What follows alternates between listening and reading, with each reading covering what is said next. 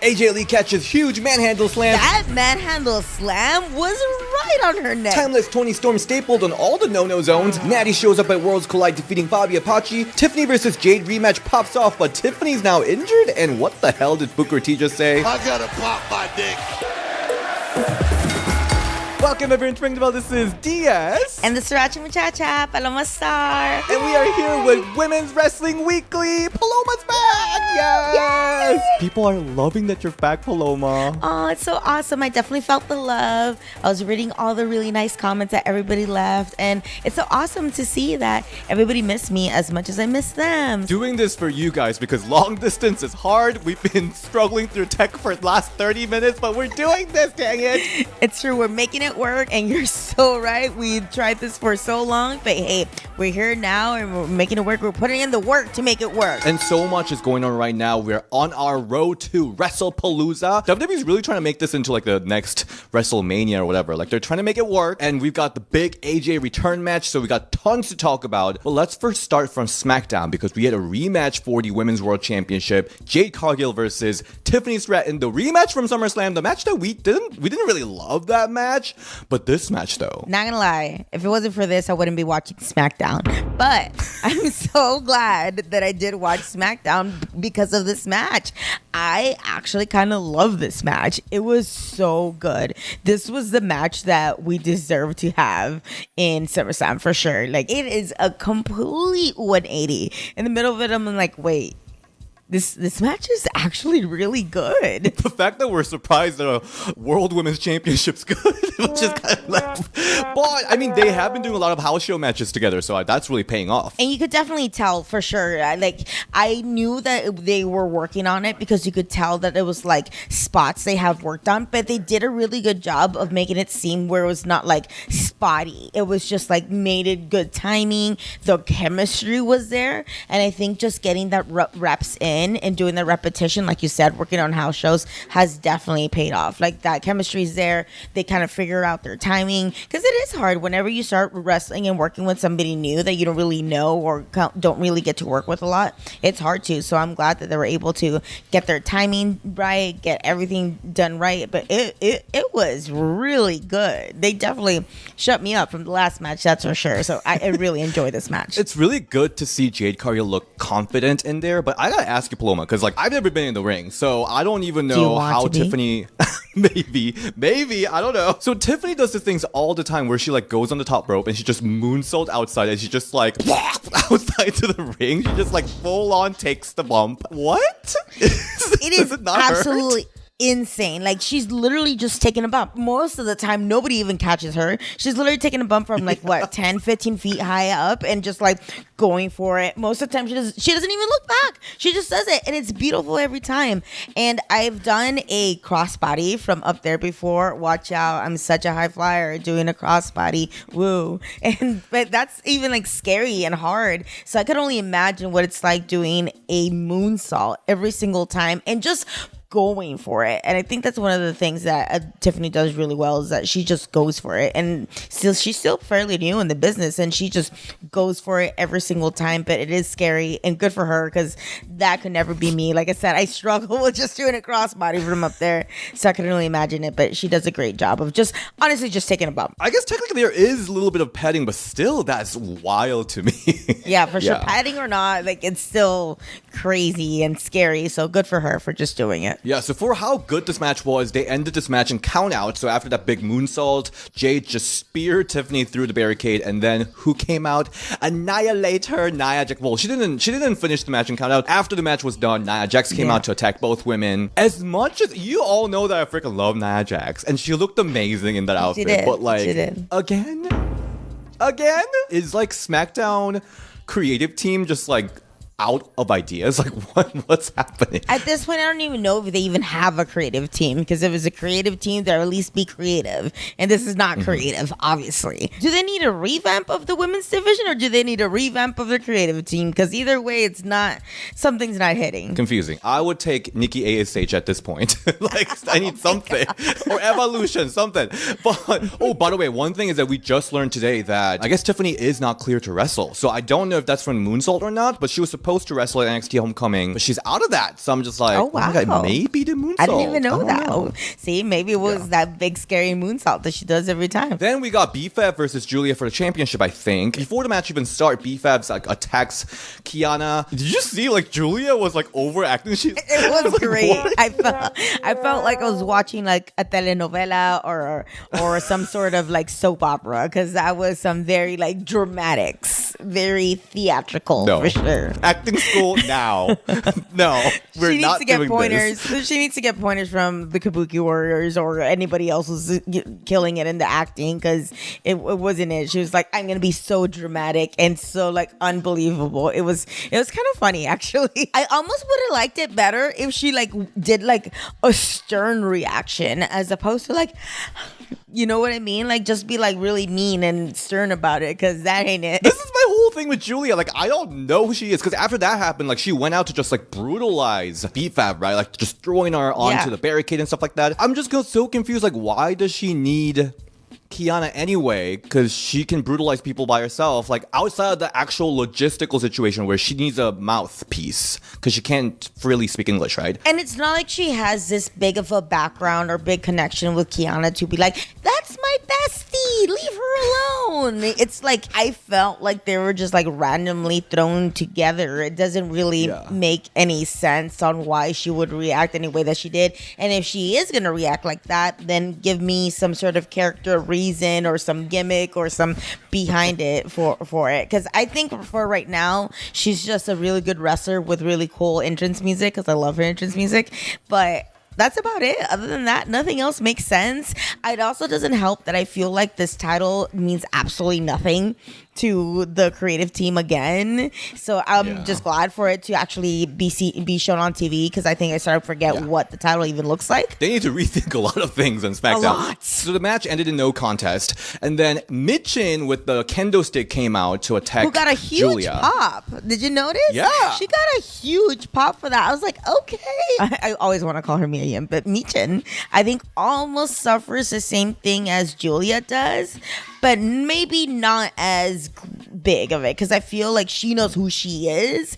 I think it's just kind of hard to portray that on TV, or at least with the time that they give her, because she very obviously knows who she is and looks the part, acts the part. I don't even think she's acting the part, because I think that's just who she is. She's awesome. I mean, as you have interviewed her before, but I just don't think that translates as well as other characters or other gimmicks do. I think WWE is positioning her as the street fight master, street fight hardcore match master. So I think what I'm thinking is that they're going to have a street fight match with Giulia and Michin. Michin always have really entertaining street fight match, so I think it's going to help everyone. Sure. So I think that's what I'm expecting. I just want to see Michin more, so people can actually understand what's going on, because she's so badass. And for sure. I just think she doesn't get enough time. Maybe some vignettes, maybe some backstage something to kind of get her character and what she does across a little bit more. And she is amazing at street fights and hardcore matches. I mean, the very first time I ever saw Mia Yim was her taking a pile driver through a table at Ring of Honor by Sami Callihan. She was wearing a denim skirt with Ugg boots. That's how long ago it was. So I was like, oh, who is she? She's awesome. I want to know everything about her. So I'm hoping they give her more time and more a chance to show what a badass she is. Side note, I just can't imagine like wrestling in Ugg boots. that smell must be crazy.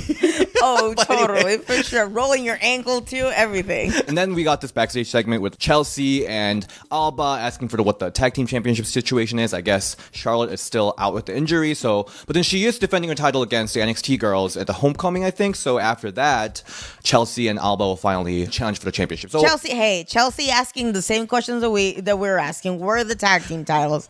I don't know, girl. Same. I just want more Chelsea Green on my TV. However, SmackDown figures it out, just figure out that Chelsea Green more on my TV, please. Okay, so moving on to Raw, we got Roxanne Perez versus Lyra Valkyria singles match. This match was fun. I think this was a good match. Raquel was ejected during the match because she got caught tripping Lyra, and then we saw Lyra defeat Roxanne clean with the nightcap, right? Yeah.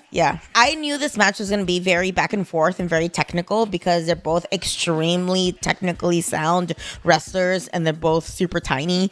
So I knew it was going to be like a lot of back and forth. I am surprised she lost clean.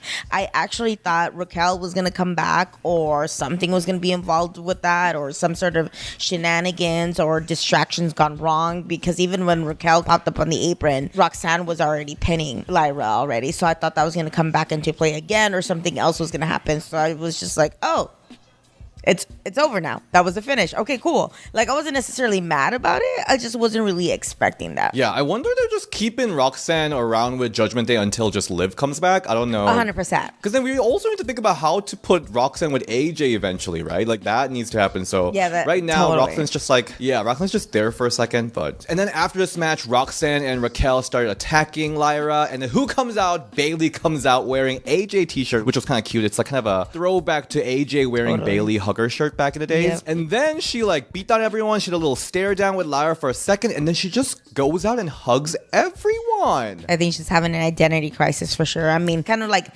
Fight Club-esque style, but now it's just like, okay, she's definitely having an identity crisis, but I wonder what like the end game is with this. I loved it.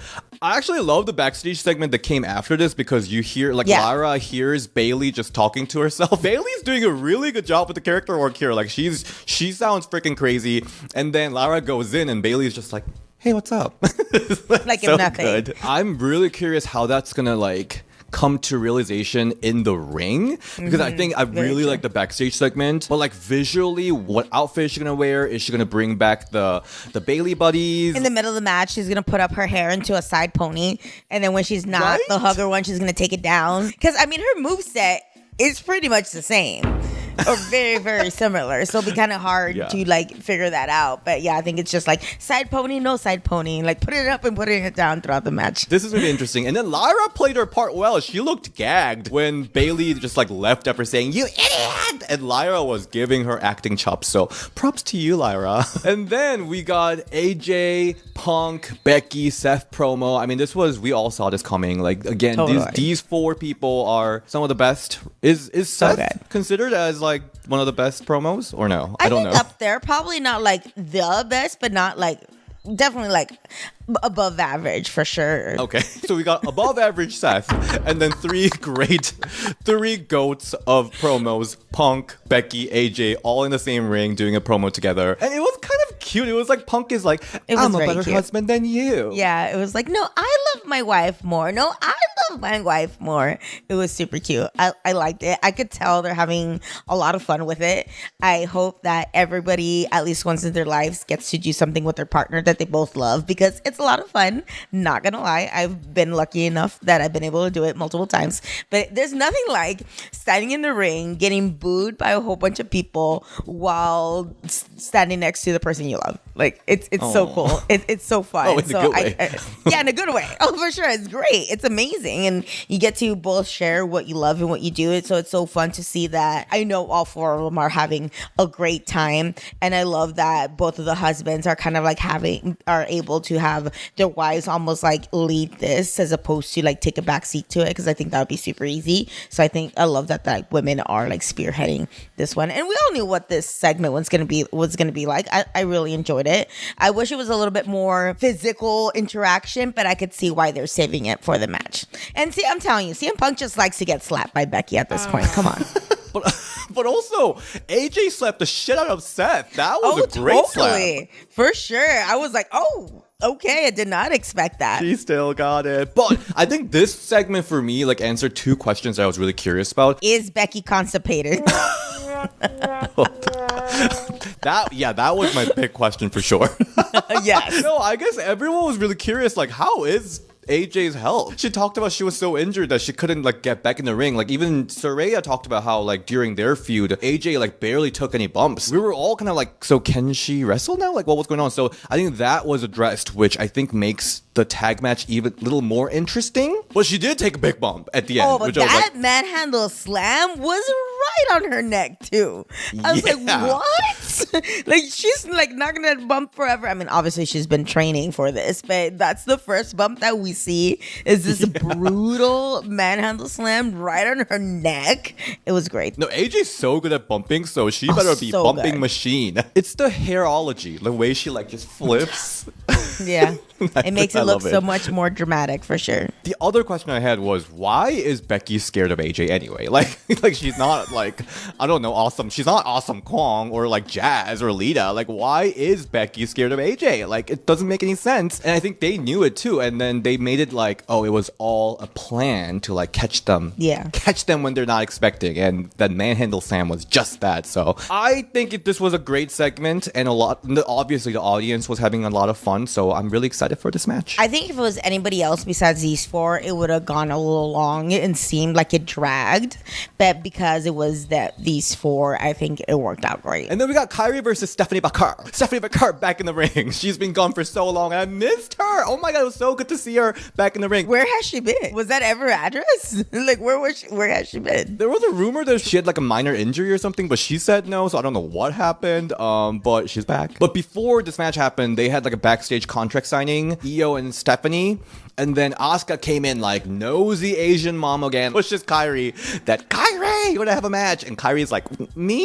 I think this was a great match again. Oh yeah, I think so too. I think that they both had amazing chemistry together. It makes me even more excited for the match at the PLE as well. It was a really good like Raw match where it was like not like, oh my gosh, that was amazing, but it wasn't like boring, nothing match either. It was just a good, solid match that was super entertained by for sure. Stephanie takes out Kairi with the new version of SVB, which I love even more. So she changed it into double underhook code breaker, which I think is a lot better. Oh, 100%. Because the other way looked absolutely devastating in a shoot way. Like, it looked like, yo, you're going to injure somebody's already hurt or something. It looks so devastating, obviously in a good way, but you can't be taking that move, 6 times a week and twice on Sunday. So, it looks a little bit safer. I mean, don't get me wrong, it still looks great, but it looks a little bit safer to give and take for sure. I don't know what it is about like backbreakers with on the knee. It looks cool, but then at the end it doesn't get that boom on the canvas, so it doesn't always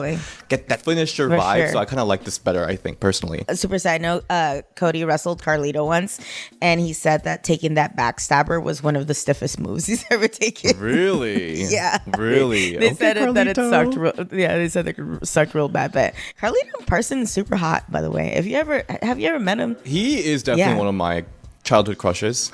Oh, for sure. He's so hot. He can spit on me anytime. Now that's cool. That's cool. Because he had a thing with Trish back in the days. I was like kind of living for it for some reason. I would be so mad. I remember when Randy Orton had a thing with like Stacy Keibler. I was so mad at Stacy Keibler. I was so mad at any girl that had a thing with Randy Orton. I'm like, that's my man. Leave him alone. So after this match, Asuka was like upset because Stephanie did the dive onto both Asuka and Kairi. So Asuka was really mad, trying to attack Stephanie, but Io runs out to stop the fight. So Asuka's really upset, but then Io's like, I can do this by myself. Believe me, mother. I am independent lady. So, And then side note, like we also saw Rhea before this match happened, where she's like already challenging Stephanie even before she won the title. There was a lot of backstage segments, way more than I thought there would be for sure. But they're really trying to make WrestlePalooza happen as much as Fetch happen. Like for sure, they're pushing the shit out of it. TKO needs that chingle. It seems like every time they speak, I'm like, damn, they're really freaking money hungry. Like it's crazy. For sure. I mean, everybody looked like they were being held hostage when they made that Saudi Arabia announcement, though. They were just like... But let's go to everything that happened outside. We've got some fun things happen. So we got Worlds Collide, where we saw Nattie, not Natalia. We got Nattie versus Faby Apache. This match is, I think, exactly what them two are about, because both of them are really good wrestlers, but not necessarily the biggest, flashiest, most crazy moves wrestlers. I love Faby Apache. I've been watching her for at least like almost 20 years now. She comes from a family of wrestling just like Nattie did. Like her dad was trained like so many people. El Gran Apache trained so many people. Her sister was a wrestler, Maria Apache. They actually actually had a hair versus hair match with the sisters, and her sister lost. Faby Apache has actually lost 2 other hair versus hair matches where she had to have her hair shaved. She had this amazing storyline with her old boyfriend. I don't know if they're together in real life. Billy Boy, and man, I was so into this storyline with Billy Boy and Zorro and Faby Apache. But Faby Apache has been like a mainstay of AAA for a really long time. Like literally, they're each other's counterparts. Like Faby Apache is basically the Nattie of AAA, of Lucha Libre for sure, where she's been there forever. She's done it all. She's won it all. But she's also kind of like, okay, what now? Like, what can she do now? And kind of almost like wants to should reinvent herself. So definitely they're like mirrors of each other. The match wasn't obviously wasn't gonna be anything flashy, but I didn't expect it to be either. I think it was a good solid match, what it needed to be. It kind of showed the trajectory that Nattie's going, and she's doing all these cool random matches at random companies now. So I love that for her. But yeah, it was a good solid match. I think what you just told me sold the match more for me, because I was like, how did they mention that on because I'm like, that it makes it so much more interesting. Oh, totally. I think the only thing that they mentioned was Faby has won everything that you could win as a woman in AAA. That's all I heard about it. But it was honestly I was like, what? We're not going to mention the Apache family versus the Hart family? It is literally right there. And everybody from the Apache family married other wrestlers. So it's literally it could have been a whole Monte Q versus Capulets type of thing. And they dropped the ball on that for sure. Or maybe in the Spanish commentary they did, but I listened to the English one. I just love Nattie being Nattie instead of Natalia. She really trying to differentiate. I think she really is feeling with Nattie character. So totally. I love it. She's just so brutal in there, and she picks up a win with roll up. So this might go on for another match. So that could be interesting. So. Moving quickly to NXT, we got Faby versus Lainey Reed for the Speed Championship tournament, where Lainey picks up a win because of Natalia's distraction. We got the women's tag team number one contendership elimination match. The only thing that that really stood out to me here was how Soul accidentally hitting Zarya with the Soul Snatcher. It was timing, beautiful. Totally, that timing. I'm so sorry to cut you off because I did not have good timing, but that timing on that was what? How did you even do that? It is amazing. I watch anything and everything Soul Ruka mainly because Cody shows me because that's literally Cody's favorite. But I think the last time they even said, "Oh, she could soul my Ruka." I'm like, what? But I do really enjoy her, her timing, especially not coming from a wrestling background, but being so athletic is absolutely impeccable.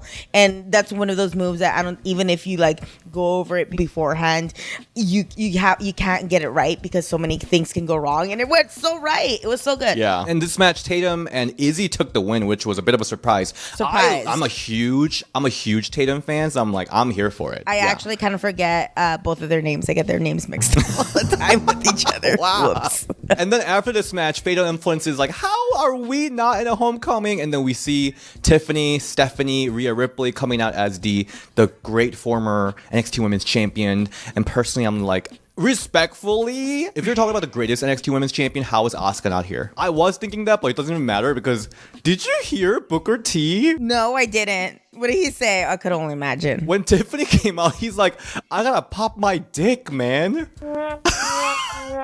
What? I gotta pop my dick, man. Or he said something in that line. I don't know what he said. It was probably that. And that's why Tiffany is I'm not doing this. I'm not cleared. I'm not doing this match. No. You know what? Yeah, no. I also think that if they were, all three of them were extremely very good NXT Women's Champions, but I think they were more of the recent era. I think, it was more at least it wasn't the 2.0 era or whatever that was, but here more recently, but they can't say of all time, for sure. There's Asuka, Paige, why not in there too? Yeah. But Mandy, right? Mandy, why not? So what happened is now that Tiffany's out, Lyra is replacing. Yeah. Before we finish, let's talk briefly about AEW because we had this Philadelphia street fight match because they're in the ECW arena. Toni Storm versus Sky Blue. They were using the stapler in all the no-no zone, into the butt, into the boobs, into the vajiji, however you want to say it. You don't even know how to say it. That's how far removed you are from it. You don't even know how to say it. Right into her kitty. I'm just What? You used to do some death matches, right? For sure. So tell me about this. Stapling into your no-no zones. Staple gun is honestly so easy. I've been stapled so many times. I've never been stapled in my no-no zones like you said. But honestly, they went for it too many times. Like, it kind of lost its shock value. I was thoroughly shocked the entire time.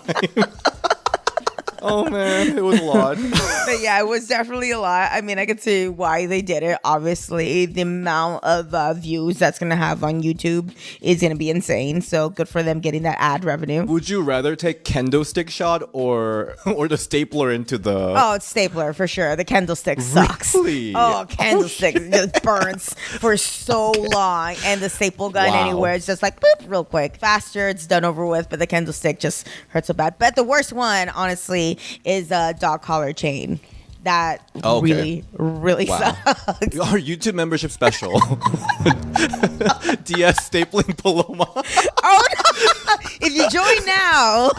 Anyway, and then this match got wild. Just like this episode did just now. Yeah. We got the mousetrap on the table, bug zapper, the electric bug zapper. That was wild. Oh my God. And then at the end, Toni picks up a win with the hip attack into the sign, and then Storm Zero into the chair. So yeah, this was kind of a fun match. Fun AEW style street fight match was good. That part. And then on Collision, we had another random 10-woman tag team match. But what's the stake? Go again. The stake is $500,000. They like start making up like random ass money. Like, we all know that nobody's taking this. Like, nobody's taking this money, right? At all. Not at all. Like, I wish they got that bonus because good for them, but not at all. The next time, like, what's at stake? A steak, a 64-ounce steak with all the fixings. I mean, if it was like actually like sponsored something like Maybelline makeup set, I would be like, okay, I see what they're doing. But like, why are they doing that random ass number of money? I don't know. But here, Megan Bayne, Triangle of Madness, they pick up a win. Anna Jay was pinned by Tekla. Tekla was doing I love Tekla, but again, I'm kind of sick of this like random tag matches, and they're gonna do another one next week. So of course they are. They just need to get as many women as they can in the show in one match, apparently. This is like the literal Diva era booking. Oh, 100%. Just with less fun gear. I mean, the wrestling was amazing, as always. Oh, yeah, for sure. Definitely. For sure. But, like, they just need to, like, wear Halloween costumes at this point because that's what this booking is giving, for sure. Tony Khan, just call me. I'll give you ideas. I'm ready for the DS Khan era.